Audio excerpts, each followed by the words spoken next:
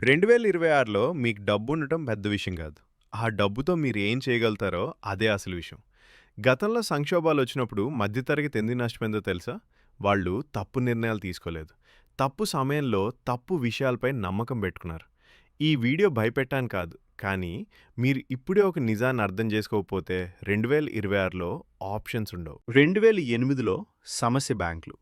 2020లో సమస్య వైరస్. 2026లో సమస్య ఒకటే కాదు.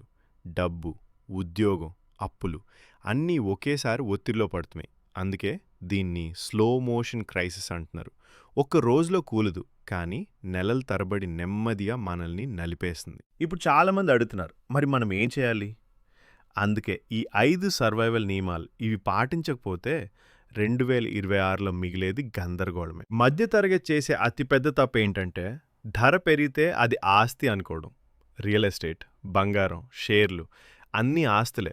కానీ సంక్షోభంలో ప్రతి ఆస్తి మీకు ఉపయోగపడదు. ఆస్తి అంటే మీరు అవసరమైనప్పుడు డబ్బుగా మారగలగాలి. అమ్మలేని ఆస్తి భారమే. 2026లో ఆస్తి విలువ కంటే లిక్విడిటీ ముఖ్యమవుతుంది. మనకు చిన్నప్పటి నుంచి ఒక మాట చెప్పారు, క్యాష్ ఉంచడం వృధా. కానీ చరిత్ర చెప్తోంది, సంక్షోభంలో క్యాష్ ఆక్సిజన్ లాంటిది. అందరూ అమ్ముతున్నప్పుడు కొనే అవకాశం క్యాష్ ఉన్నవాడికే వస్తుంది. క్యాష్ అంటే బ్యాంక్లో పడుండే డబ్బు కాదు, అది మీకు నిర్ణయం తీసుకునే స్వేచ్ఛ. మన దేశంలో ఒక ప్రమాదకరమైన ట్రెండ్ ఉంది. జీతం పెరగకపోయినా ఈఎంఐ మాత్రం పెరుగుతుంది. ఇల్లు EMI, car EMI, life style EMI. ఉద్యోగం ఉన్నంత వరకు ఇది బాగానే ఉంటుంది. కానీ ఒక్కసారి ఆదాయం షేక్ అయితే అప్పు మీ మీద యుద్ధం చేస్తుంది. 2026లో అత్యంత రిస్క్లో ఉన్నవాళ్ళు ఎవరో తెలుసా? అధిక ఈఎంఐ ప్లస్ తక్కువ సేవింగ్స్ ఉన్నవాళ్ళు. ఇది జాబ్స్ పోతాయనే వీడియో కాదు, ఇది జాబ్స్ ఎంత ఫ్రేజేలయ్యో చెప్పే వీడియో. ఒకే కంపెనీ, ఒకే స్కిల్, ఒకే ఆదాయం. ఇది 2026లో రిస్క్. మీరు ఎంత తెలివైన వారైనా ఒకే ఆదాయంపై ఆధారపడితే మీరు సేఫ్ కాదు. ఇక్కడ ఒక క్లారిటీ కావాలి. సైడ్ ఇన్కమ్ అంటే రాత్రంతా పనిచేయడం కాదు. అది మీ జాబ్ పోయినా ఇంటి కరెంట్ ఆఫ్ కాకుండా ఉంచే ఒక చిన్న బ్యాకప్.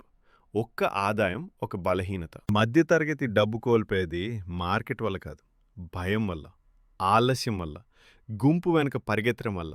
2026లో గెలిచేవాడు వేగంగా పరిగెత్తేవాడు కాదు, ముందే సిద్ధంగా ఉన్నవాడు. ఈ వీడియో భయానికి కాదు, స్పష్టతకి, నిర్ణయం మీద. 2026లో మధ్యతరగతి సమస్య డబ్బు కాదు, సిద్ధత. మీరు చూసింది ఈకనామిక్ హిస్టరీ. ఈ వీడియో మీకు విలువైన సమాచారాన్ని ఇచ్చిందని అనుకుంటే మర్చిపోవద్దు. సబ్స్క్రైబ్ చేయండి, లైక్ అండ్ షేర్ చేయండి. మనం నెక్స్ట్ వీడియోలో కలుద్దాం.